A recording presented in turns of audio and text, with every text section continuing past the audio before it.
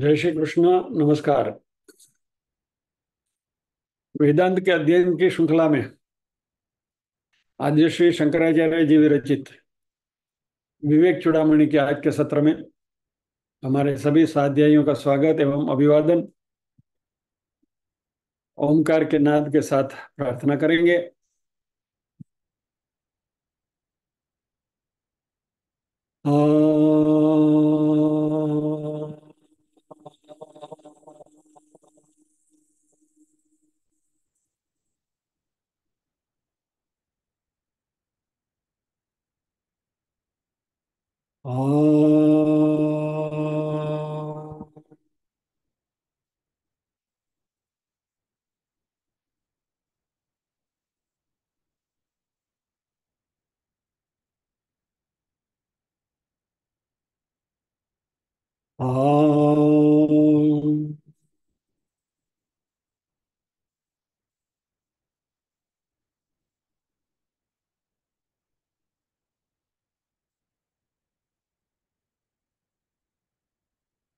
वक्रतुंड महाकाय सूर्यकोटि समप्रभ निर्विघ्नं कुरु मे देव सर्वकार्येषु सर्वदा। या कुन्देन्दु तुषारहारधवला या शुभ्रवस्त्रावृता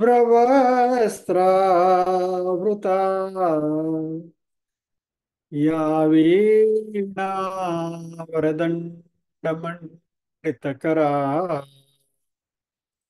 या श्वेतपद्मासना या ब्रह्माच्युतशङ्कर प्रभृतिभिर्देवैः सदा वन्दिता सा मां पातु सरस्वती भगवती निःशेषजाड्यापहा। वसुदेवसुतं देवं कंसचाणूरमर्दनम् देवकी परमानन्दम् कृष्णं वन्दे जगद्गुरुम्।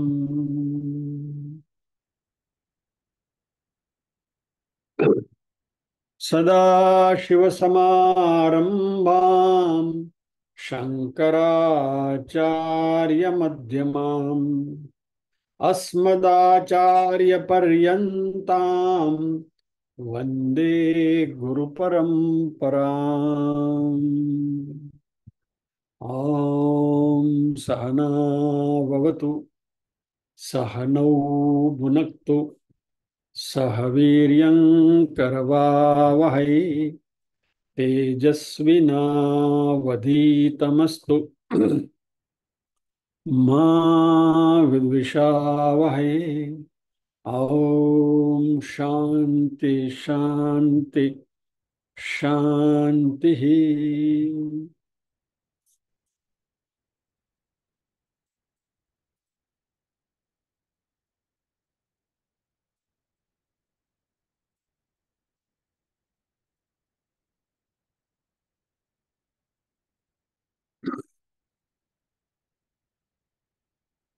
पिछले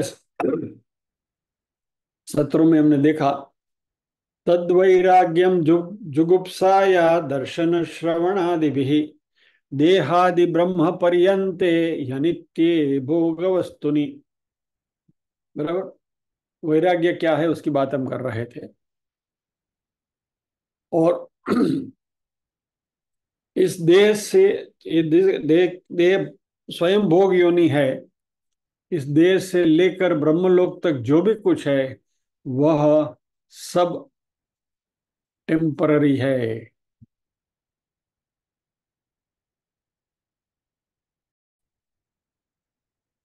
सो देहादि ब्रह्म पर्यंतम यह नित्य भोग वस्तु, ये सब भोग वस्तुएं हैं, यानी कि उपभोग की वस्तुएं हैं।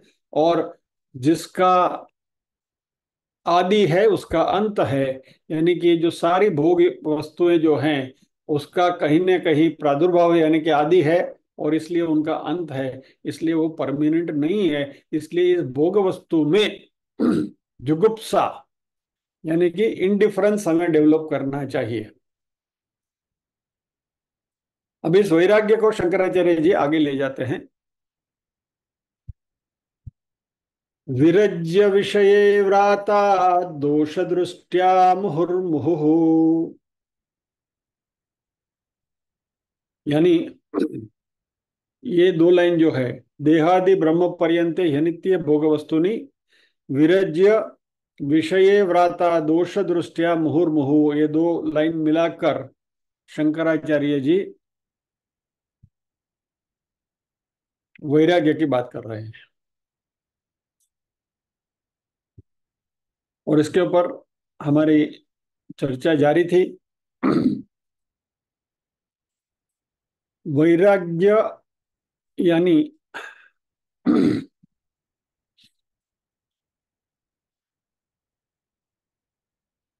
आसक्ति का त्याग।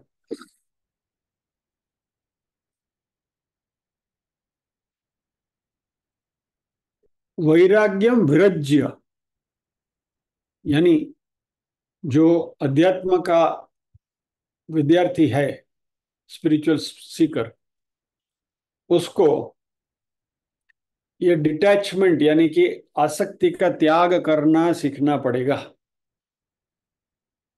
तो हमने गत सत्र में यहाँ हमारी बात को कंक्लूड करी थी कि भाई वैराग्य के लिए मुझे आसक्ति का त्याग करना चाहिए।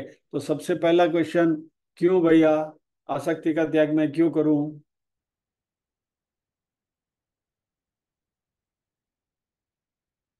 મને બટેટાવડા બહુ ભાવે છે, શું કરવા છોડી દઉં? વાई शुड आई गिव अप? उसमें मेरी आसक्ति है, उसका त्याग क्यों करूं?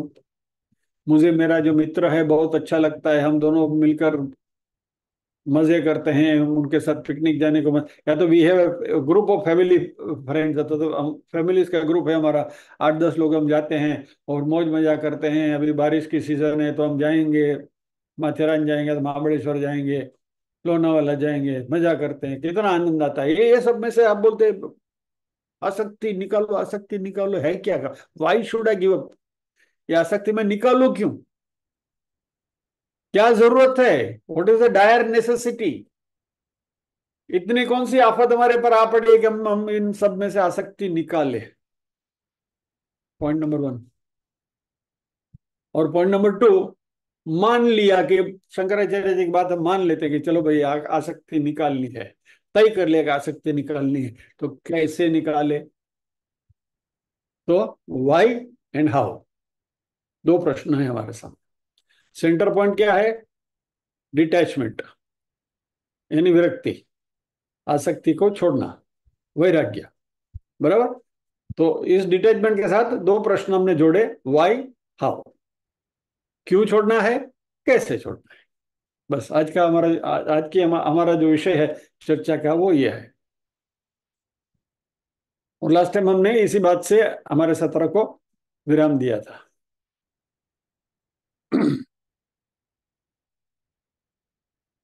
अभी ये आसक्ति हमें इसलिए छोड़नी चाहिए क्योंकि वह हमारे जीवन में बाधाएं या तो प्रॉब्लम्स खड़ी करती है।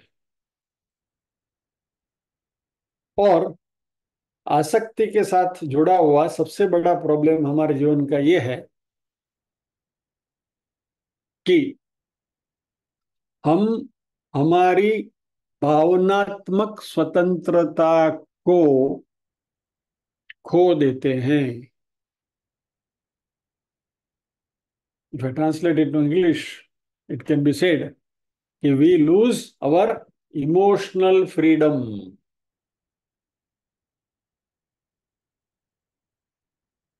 क्या होता है? बाहर की वस्तु, व्यक्ति, परिस्थिति, बाहर यानी अपने को छोड़कर बाकी के सब सब बाहर, यानी living your self, anything else is बाहर का। तो बाहर की सब वस्तु व्यक्ति परिस्थिति वह हमारे भावों के ऊपर, इमोशंस के ऊपर कब्जा कर लेते हैं। यानी कि मेरी खुशी मेरे हाथ में नहीं है, मेरी खुशी इन सब के हाथ में है। यानी कि इन शॉर्ट हमारा रिमोट कंट्रोल हम दूसरे के हाथ में दे देते हैं। अब ये दूसरा वस्तु व्यक्ति परिस्थिति तीन हो सकते हैं।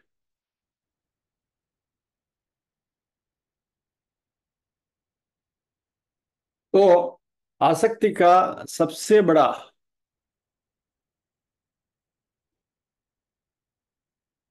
डिसएडवांटेज, गिरलाभ, वो ये है कि हमारी वैयक्तिक स्वतंत्रता, भावना, हमारी भावनात्मक स्वतंत्र जो है उसके ऊपर चोट पहुंची है, आहत पहुंचती है। और इसकी वजह से हमारे मन में भावनाओं के, इमोशंस के आवेग आते रहते हैं। Because emotional turbulence, emotional disturbances in our mind all the time.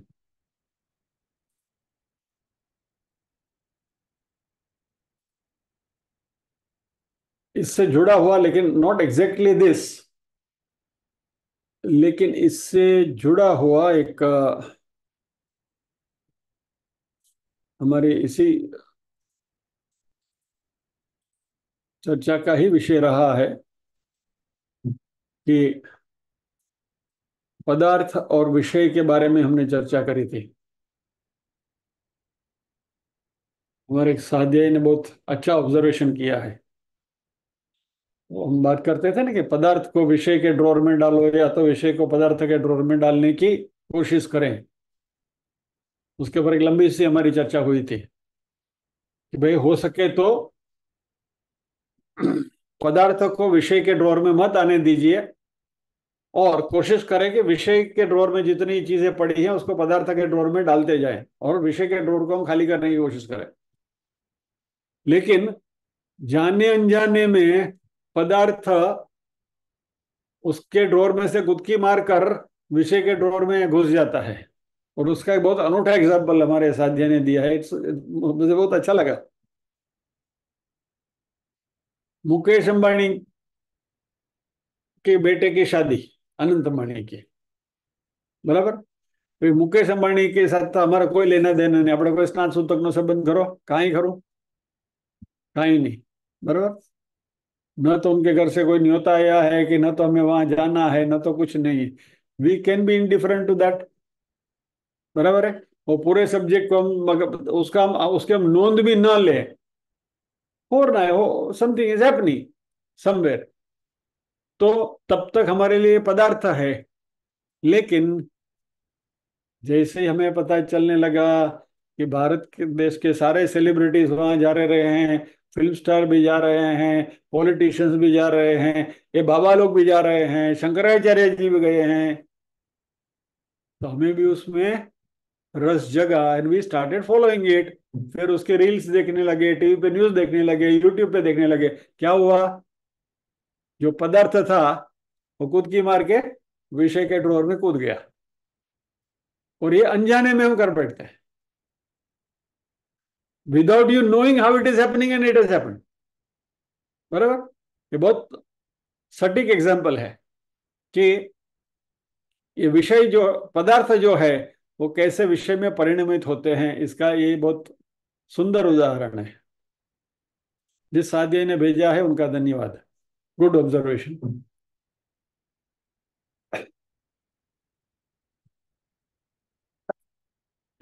सो अभी क्या होता है, अभी इसी इसी यानी अभी now when we come to this वैराग्य,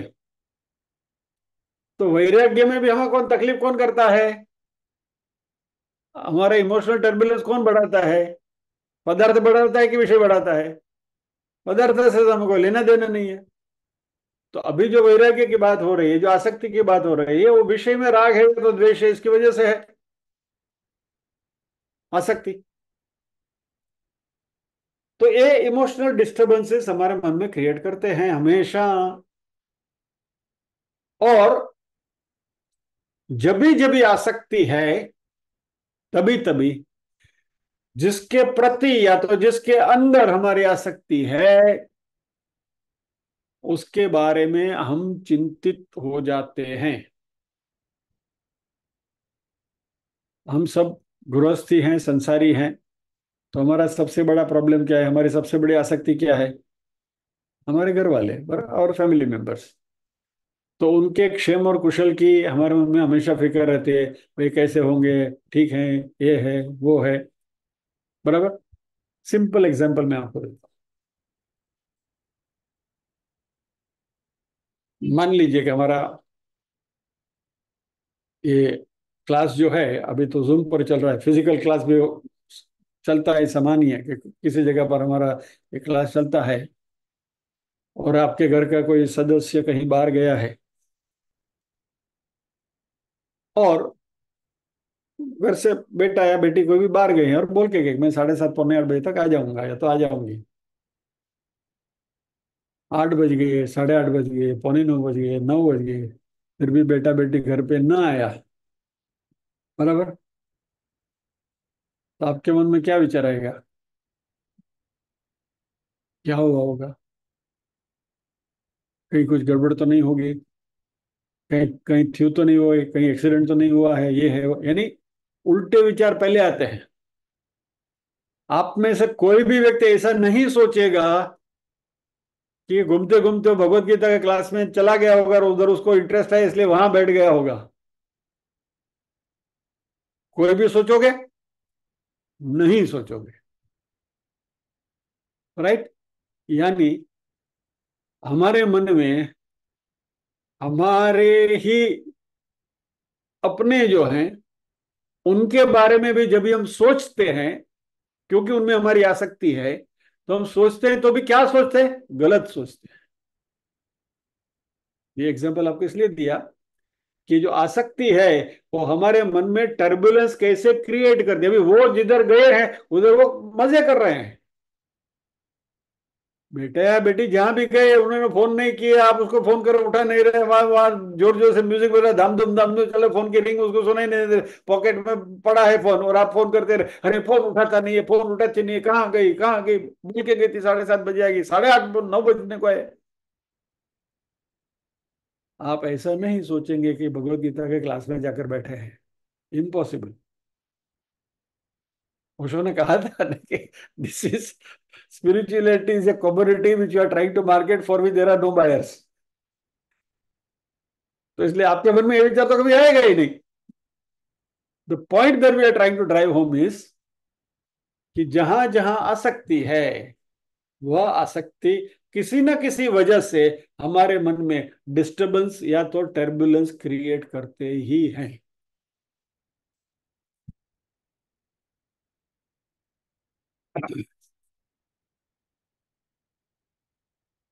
और जब भी हमें फिक्र होने लगती है, the worry leads to anxiety, फिर हम थोड़े ज्यादा ये हो जाते हैं। और फिर that anxiety leads to fear, and fear leads to grief. यानी आसक्ति, आसक्ति वजह से पहले थोड़ी थोड़ी चिंता होने लगती है, वो चिंता एंजाइटी में बदलती है।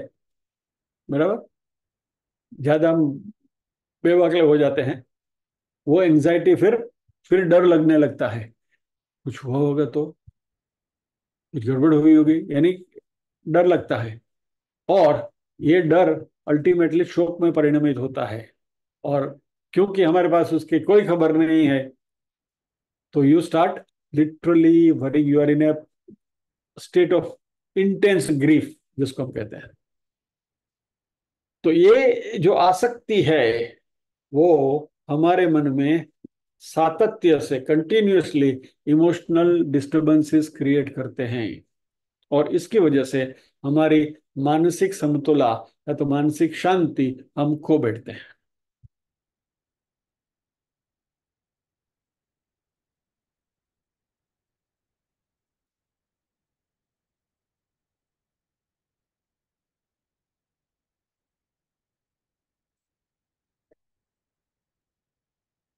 मेरे ही थोड़ा विषयांतर करता हूँ, लेकिन इस बात को ये करने के लिए।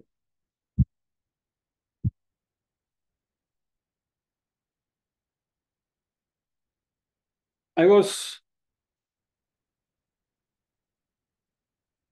26-27 साल की मेरी उम्र थी। यानी युवानी का जोश था, दुनिया बदल डालो। बराबर। वैसे हमारे मेरे 2-3 मित्र थे। हम सारे संगीत में बचपन से थोड़ा रस था। तो हमने एक बार कार्य करवा रखा कि चलो भाई एक बार हम मिलेंगे, हमारा एक जो दोस्त है उसके घर पे, और बैठ के हम गाने सुनेंगे। ठीक है। मैं भी गया। तो मैं घर पे बोल के गया था कि गाना सुनने जा रहा हूँ यहाँ उसके यहाँ, और रात को आने में देर होगी। तो माँ ने पूछा था कि कब तक आओगे, तो मैंने बोला 10-11 बज जाएंगे आराम से। अभी वहाँ हम हो गए शुरू, और गाने सुनने में इतना मजा आने लगा। और उस जमाने में हम लोग क्या करते थे, 4-5 मित्र इकट्ठे होते थे, और हमारे सबके पास वो रिकॉर्ड प्लेयर हुआ करता था। तो सभी के यहाँ से एलपी रिकॉर्ड इकट्ठा करके ऐसा थोकड़ा करके बैठते थे और बजाते थे हम सब बैठ के। 9 बज गए, 10 बज गए, 11 बज गए। अभी तो दोस्त लोग बोले अभी 11 बजे कहाँ घर जाएगा, इतनी इतनी देर रात, बैठ अभी, सुबह चले जाना। तो मैं भी उनके झांसे में आ गया। बोला ठीक है। अभी हम बैठे थे हम दादर में, और मुझे जाना था दहीसर। बोला 1 घंटा तो वैसे भी पहुंचने में लगेगा, घर पहुंचते पहुंचते 12, 12:30 हो जाएगा। सो जा भीतर। सो गया। फाइन। तो रात को 12-1 बजे 2 बजे तक हमने गाने सुने। फिर उठने में हो गई देरी, 7, 7:30 बज गए। तो बोला अभी तो मुझे जाना ही पड़ेगा, आई एम लिविंग नाउ। बोला नहीं नहीं सर, 7:30 बजे तो ऐसा कैसे, थोड़ा ब्रेकफास्ट करके जाते हैं, चल पेशरट खा के जाएंगे। भटूरा में पेशरट खाने के। ऐसा करते करते 8-9 बज गए दादर में, हाँ? और मेरी माँ छटपटा रही है। मेरे पिताजी को क्या बोलते हो, तुम कुछ भी करो मेरे बेटे को ढूंढ कर लाओ, बस मुझे मेरा बेटा चाहिए। दैट्स इट, मुझे कुछ सुनना नहीं है, मुझे मेरा बेटा चाहिए। वो जिद लेकर बैठे थे। और ये बंदा 9 बजे, 9:30 बजे दादर से वो ब्रेकफास्ट ब्रेकफास्ट करके वेरा के ट्रेन पकड़ के मैं दहीसर स्टेशन पे उतरा। तभी मैं दहीसर रहता था। वो सीन मुझे अभी भी याद है। मैं जैसे स्टेयरकेस से नीचे उतरा और बिल्कुल सामने मेरे पिताजी मुझे मिले। Hats off to my father, he did not say a single word. खाली उन्होंने इतना ही बोला, जल्दी घर पहुंचो, बस। Reach home quickly, this was the only sentence he uttered. फिर घर गया। फिर माँ ने जो धुलाई करी वो बात अलग है। कहने का तात्पर्य क्या है कि जिस व्यक्ति में हमारी आसक्ति है, जिनके साथ अटैचमेंट है, वो व्यक्ति, मैं दादर में मजे कर रहा था, लेकिन पूरी रात मेरी माँ सोई नहीं, छटपटा रही थी। ये अटैचमेंट का प्रभाव है। अभी आगे इस बात को और भी अच्छी तरह से समझनी है, लेकिन let us leave this point here. एक मेरे जीवन का एक रियल लाइफ वाक्य मैंने आपको सुनाया। बराबर। और ऐसी घटनाएं आप सबके साथ घटी होंगी। यानी I am not an exception, all of you would have someday और द अदर, कभी न कभी आप इस ऐसे किसी न किसी हादसे से गुजरे ही होंगे। मैंने इन्हें पूरी खातरी है, there won't be an exception here. આપણે બધા આમ તો બધા બહુ, we are all birds of the same feather. एक ही डाल के पंछी है। Anyway, coming back to subject. यानी कहने का तात्पर्य क्या है कि दिमाग स्ट्रेसफुल रहता है, डिस्टर्ब रहता है, और ऐसी परिस्थिति में आप दूसरा कुछ सोच भी नहीं सकते। वो एक ही विचार मन में आता रहता है। एलपी रिकॉर्ड की पिन उधर अटक गई, कटक कटक कट, अभी तक आया नहीं, अभी तक आया नहीं, अभी तक आया नहीं, अभी 9:35 हुए, 37 हुए, 40 हुए, 45 हुए। 2-2 मिनट आप घड़ी की ओर देखते रहते हैं। और फिर वहां अटक गई। यानी you are totally preoccupied with that thought. So आप आपका दूसरा कुछ काम नहीं कर सकते, आप दूसरी कोई एक्टिविटी में अपने आप को एंगेज नहीं कर सकते। मैं थोड़ा एग्जेगरेट कर रहा हूं इस बात को, ये एग्जांपल देते हुए। लेकिन कोई भी सकारात्मक काम, यानी कि कोई भी कंस्ट्रक्टिव एक्टिविटी आप तभी नहीं कर सकते व्हेन यू आर वरी। जब आप चिंताग्रस्त हैं तभी कोई सकारात्मक कार्य आपसे होगा नहीं। और ये किस वजह से हुआ? अटैचमेंट की वजह से, आसक्ति की वजह से। अभी अभी इसको थोड़ा ऊपरी लेवल तक ले जाते हैं।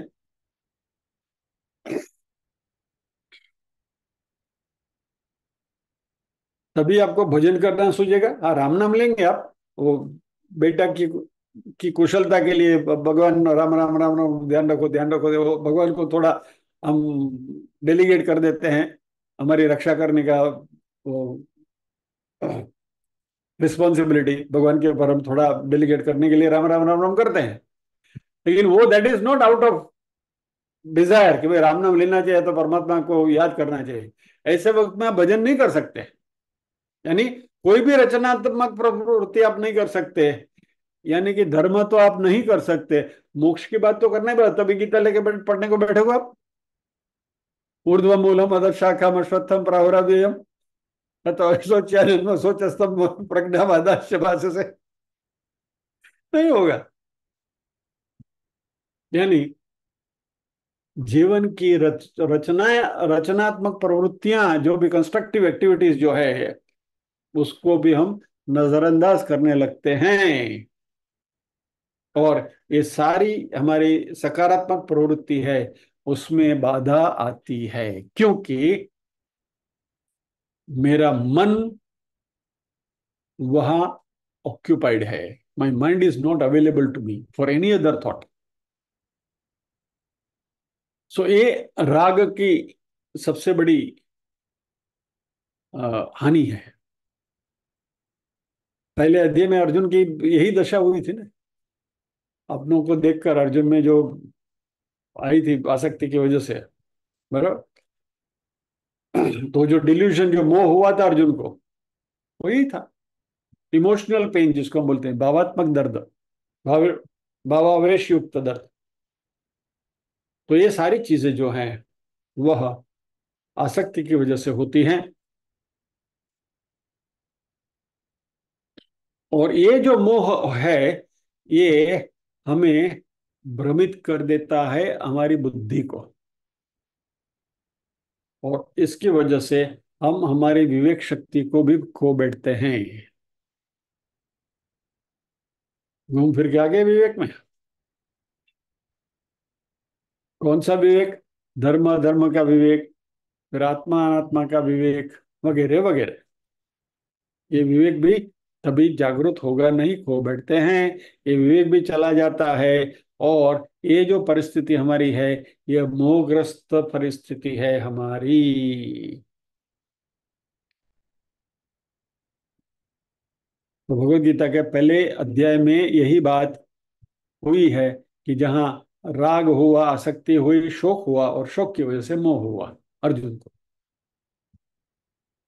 तो अर्जुन चिंताग्रस्त हुए और कंफ्यूज भी हुए। He was worried and he was confused, क्योंकि मैं क्या करूं क्या ना करूं।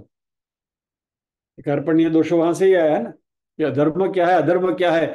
मुझे अभी कुछ सीदंती मम गात्राणि मुखम च सीदंती मम गात्राणि गया। आजकल my memory is really playing games with मी।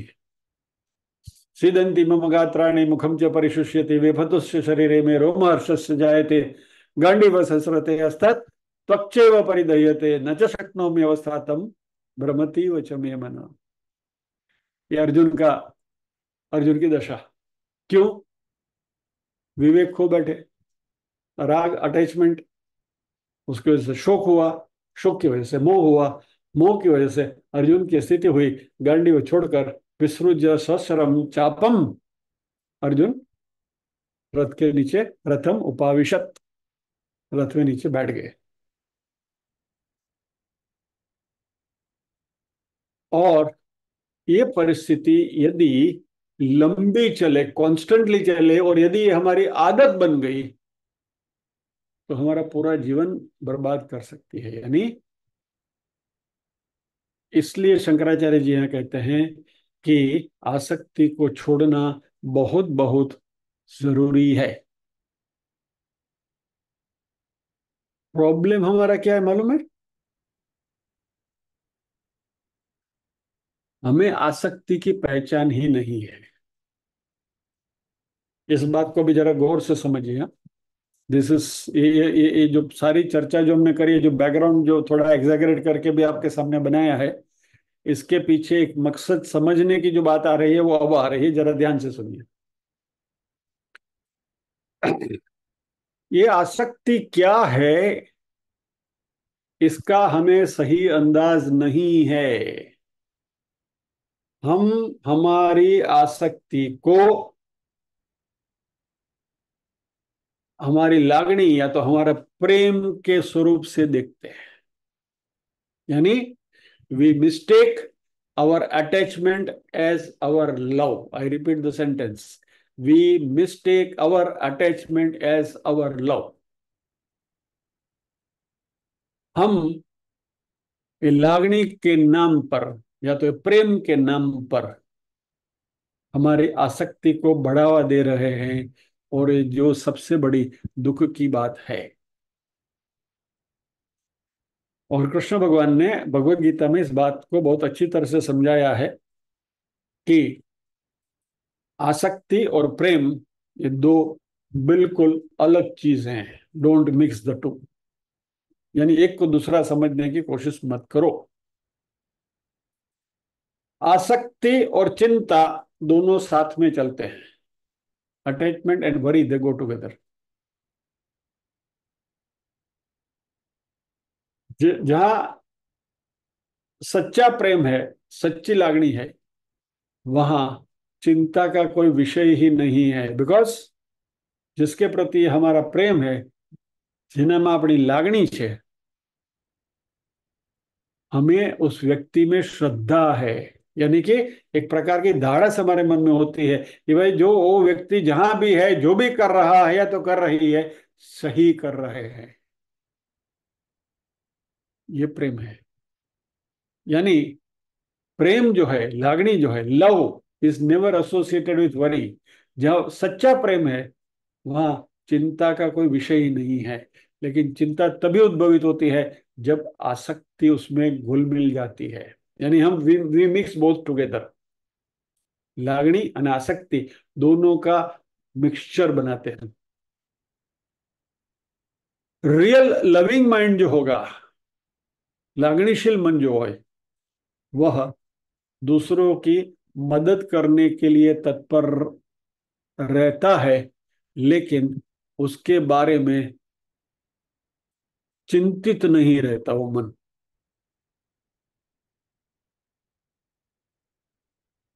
और आसक्ति वाला मन जो है, वह चिंता ज्यादा करता है, मदद कम करेगा। हमारे में बहुत लोग ऐसा लागणीशील या तो अतिशय लागणी जिनको होती है, उसका गुजराती में लागणी वेड़ा कही है। ये लागणी वेड़ा हे દીકરા શું થયું તને? दुखे પગમાં दुखे? ला ला बम लगाड़ी दो। ले ले ले ऐसा कर ले, गोली खा ले, गोली खा ले, एस्पिरिन ले ले, एवरी 5 मिनट्स ये ले, वो ले। This is not love, this is attachment. ये आसक्ति है, ये प्रेम नहीं है। प्रेम में क्या होगा? You are composed, you are balanced, हमारा मन बिल्कुल स्वस्थ है, हम उसकी मदद करने की कोशिश करते हैं। लेकिन ज्यादातर मदद के नाम से हम सिचुएशन को ज्यादा बिगाड़ते हैं। We mess up the situation.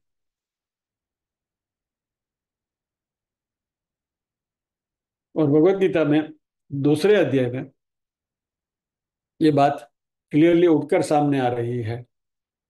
Arjun आसक्ति और चिंता का सिंबल है। Arjun is a symbol of attachment and worry.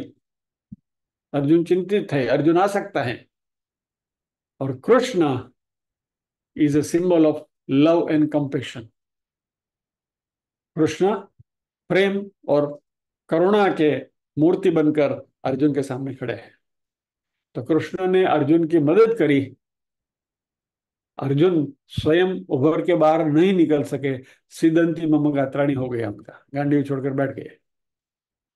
यानी ये आसक्ति का परिणाम है अर्जुन के केस में। और तभी कृष्ण ने क्लैब्यमास्मग महापार्थ नहीं तद्वयुपपद्यते क्षुद्र हृदय निर्बल्यम त्यक्त्वोत्तिष्ठ पदम, one of the best shlokas of Bhagavad Gita.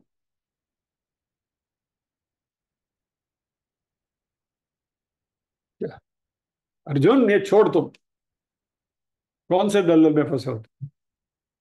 लेकिन तभी करुणा थी, अर्जुन के प्रति स्नेह था। तो कृष्ण वहां स्नेह और करुणा की मूर्ति बनकर उभरे। और अर्जुन वही, सिचुएशन वही थी, लेकिन अर्जुन में आसक्ति थी और इसलिए अर्जुन चिंतित थे। आसक्ति और चिंता साथ में चलते हैं, और प्रेम स्नेह और करुणा साथ में चलते हैं। तो कृष्ण ने अर्जुन की मदद करी। कृष्ण चिंतित नहीं हुए। इसलिए एक बात हमेशा ध्यान रखें, हम हमारी आसक्ति को स्नेह समझने की कोशिश न करें। आसक्ति आसक्ति की जगह पर है, स्नेह स्नेह की जगह पर है।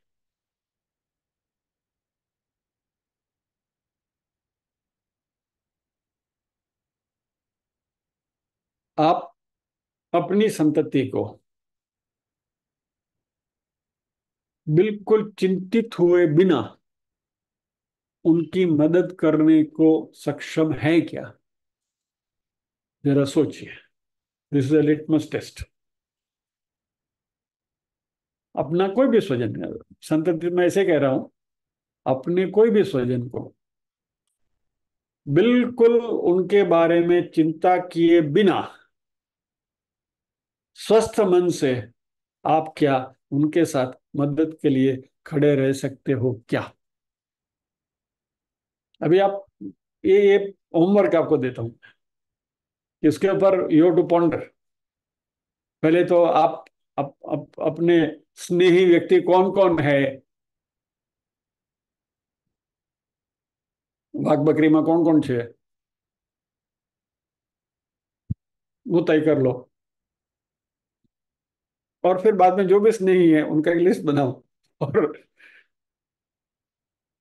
कभी भी उनको कोई भी प्रकार की मुश्किल आई तो उनमें उनके बारे में बिल्कुल चिंता किए बिना स्वस्थ मन से आप उनकी मदद करने के लिए आप खड़े रह सकते हो क्या? उसके बारे में मन में एक मानसिक विश्लेषण करना, तो ये आसक्ति और स्नेह के बीच में जो फर्क है वो धीरे धीरे क्लियर होने लगेगा। और यहाँ जो शंकराचार्य जी बात कर रहे हैं वो आसक्ति की है।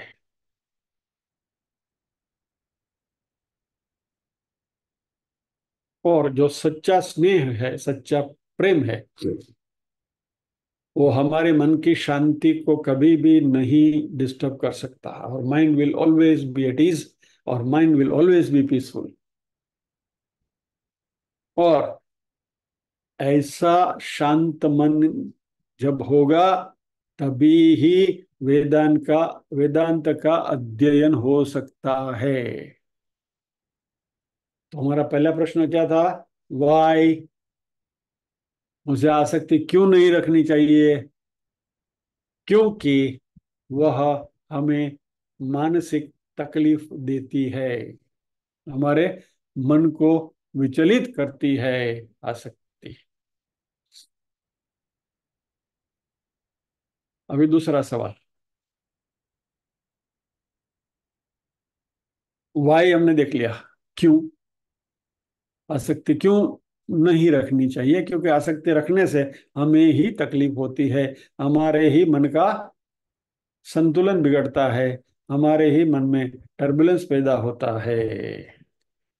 तो आप कहेंगे कि हम हमारे फैमिली मेंबर्स में आसक्ति न रखें? आसक्ति रखिए, स्नेह आसक्ति छोड़िए, स्नेह रखिए। Difference is this, you love them, but don't remain attached to them. Loving is one thing, being attached is another thing. इस बात को जितनी क्लैरिटी के साथ हम समझते जाएंगे, उतना हमारा मन सरल बनेगा, चिंता रहित बनेगा, टर्बुलेंस से बचेगा और एक अलग प्रकार की शांति हमारे मन में रहेगी।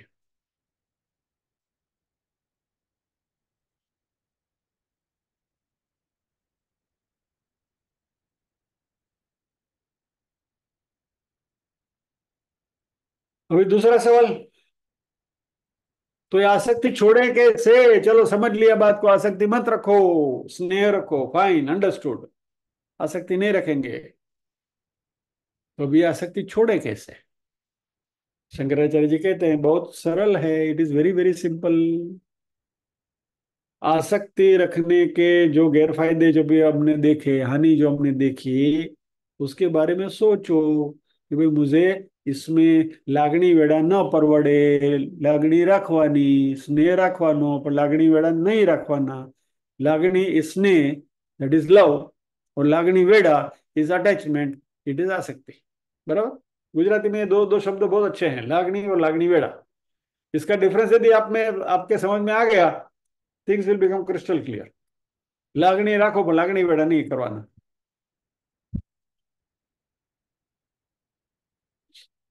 तो हमारा जो मन है वह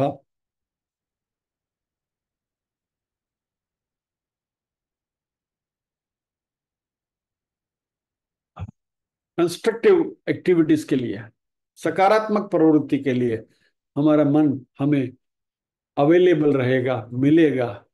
और हम लोग अभी जीवन के ऐसे पड़ाव पर हैं जहां हमारा मन ये सकारात्मक प्रवृत्ति के लिए हमें अवेलेबल रहना ज्यादा जरूरी है, क्योंकि वो अटैचमेंट के और फिक्र करने के दिन अभी हमारे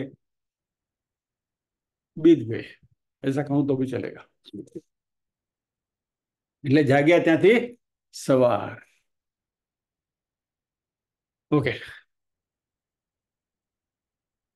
तो ये आसक्ति में से मुक्त कैसे होना है? तो पहले तो हमें हमारे मन से सोचना है कि भाई ये आसक्ति से ये प्रॉब्लम हो सकता है, मेरे मन का टर्बुलेंस बढ़ सकता है, ये बात हमने समझ ली, बराबर है, सब कुछ एवरीथिंग इज फाइन। और आपने तय किया कि अभी ये आसक्ति में से धीरे धीरे मुक्त होना है। तो कैसे मुक्त होंगे? मान लीजिए कि आपने शाम को तय किया कि आज बाहर जाकर डिनर करेंगे, तो बाहर कहीं किसी होटल में चले गए और डिनर किया, आए और रात को पेट में गड़बड़ा, होटल में कोई जाने के बजाय ठेले ठेले पे कहीं रगड़ा पेटिस खा ली, वो पाव भाजी खा ली, पानी पूरी खा ली, ठेले वाले से खाया, और रात को आए पेट बिगड़ा, लूज मोशन हो गए, बराबर, गैस हो गया, जो भी हो, यू नो इट बेटर। तो हम क्या सोचते हैं? पहला विचार मन में क्या आएगा? ये जंक फूड नहीं खाना चाहिए यार, आज खा लिया ठीक है, बट अभी दोबारा नहीं खाएंगे, बराबर है? तो पाछा ही ठेला वाला पाछे पानी पूरी खवा जैसो, दोबारा जाएंगे उधर। लेकिन तभी तो तय कर लेते कि भाई ये जंक फूड है, नहीं खाना चाहिए। इसी तरह शंकराचार्य जी ने यहाँ बहुत अच्छा फ्रेज यूज किया है, दोष दर्शनम। यानी जो चीज हमें तकलीफ देती है, वो तकलीफ किस वजह से हो रही है, वो दोष को ढूंढने की कोशिश करो।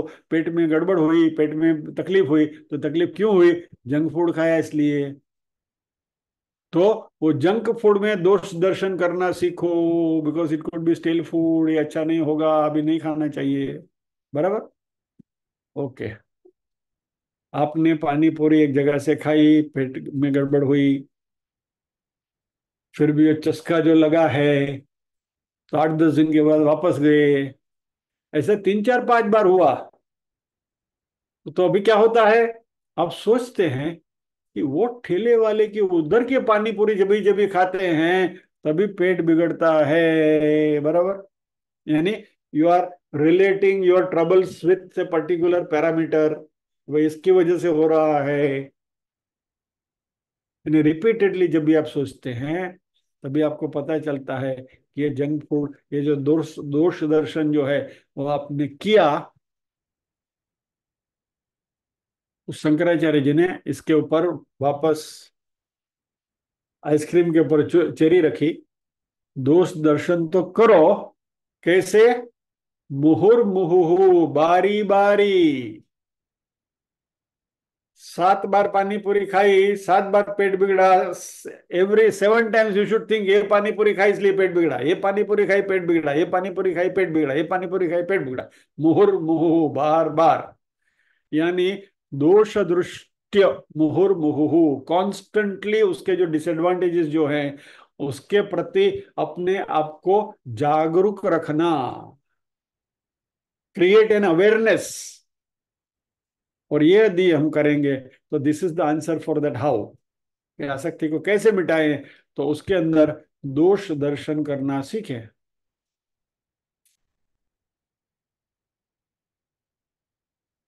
और मात्र यहां बैठे हैं तभी नहीं, लेकिन यह जो भी हमारे विषय है वो सारे विषयों में दोष दर्शन करना सीखें। और ये शंकराचार्य जी कहते हैं मुहुर मुहुहु, वारी बारी, बारी बारी, again and again keep looking at the disadvantages of such things।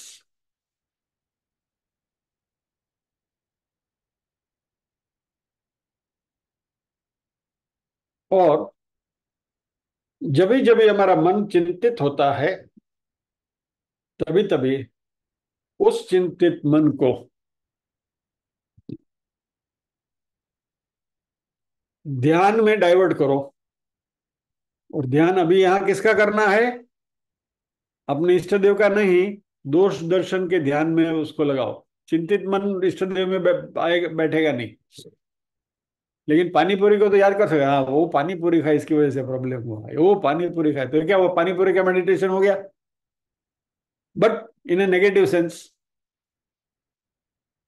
सिर्फ ध्यान आप पॉजिटिव भी कर सकते हो, नेगेटिव भी कर सकते हो। कुछ चीज को मिटाने के लिए भी ध्यान कर सकते हो, और कुछ चीज को आत्मसात करने के लिए भी ध्यान कर सकते हो।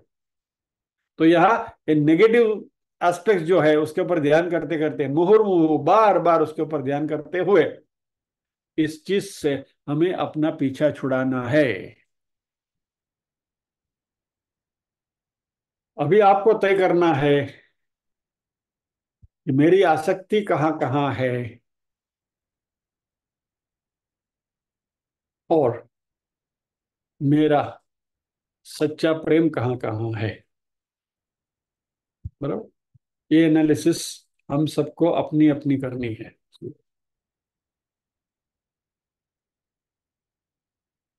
तो चिंता जो मन में है, वो चिंता को हमने दोष दर्शन में कन्वर्ट करना है, बार बार। तो इसकी वजह से राग, शोक और मोह जो है वह काफी हद तक उसके ऊपर हम काबू पाएंगे। People who are very very emotionally sensitive, छोटी छोटी बातों के ऊपर फिक्र करने की जिनको आदत है, उनके लिए आज का जो हमारा लेसन है वो बहुत उपयुक्त है। उसके ऊपर हम ध्यान दें, उसके ऊपर गौर करें। लेट अस बी लविंग, हमारा स्नेह सबके ऊपर रहे, लेकिन आसक्ति से हमें बचे रहना होगा। यदि हमने हमारे मन को स्थिर करना है और अध्यात्म में यदि हमें प्रगति करनी है तो ये शंकराचार्य जी वैराग्य की बात कर रहे हैं। पहले हमने विवेक देखा, अभी हम साधन चतुष्टय में है। विवेक देखा, वैराग्य देखा। वैराग्य का हाथी निकला हुआ है, वैराग्य की पूंछ अभी लटक रही है, जो अगले सत्र में उसके बारे में हम देखेंगे। थोड़ी एक और भी एक पॉइंट है इसमें डिस्कस करने का, लेकिन आज करने बैठे जाएंगे तो और 5 मिनट लगे, 5-7 मिनट निकल जाएगी। तो let us not extend the time, तो अगले सत्र में करेंगे। तो आज यहाँ विराम लेते हैं, प्रार्थना करेंगे।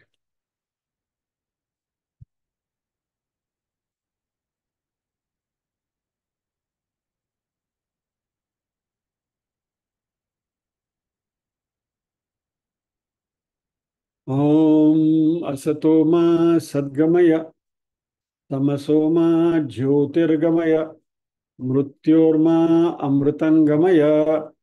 सर्वेषां स्वस्तिर्भवतु, सर्वेषां शान्तिर्भवतु, सर्वेषां मंगलं भवतु, सर्वेषां पूर्णं भवतु।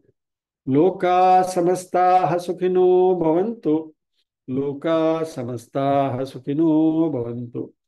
नाहं कर्ता हरिः कर्ता, हरिः कर्ता हि केवलम्। ओम शांति शांति शांति। सभी के हृदय कमल में विराजमान परम कृपालु परमात्मा को वंदन करते हुए आज के सत्र को विराम देते हैं। अगले गुरुवार फिर मिलेंगे इसी श्लोक के साथ। वैराग्य की जो छोटी बात अधूरी रह गई उसको पूरी करेंगे और आगे बढ़ेंगे। जय श्री कृष्ण।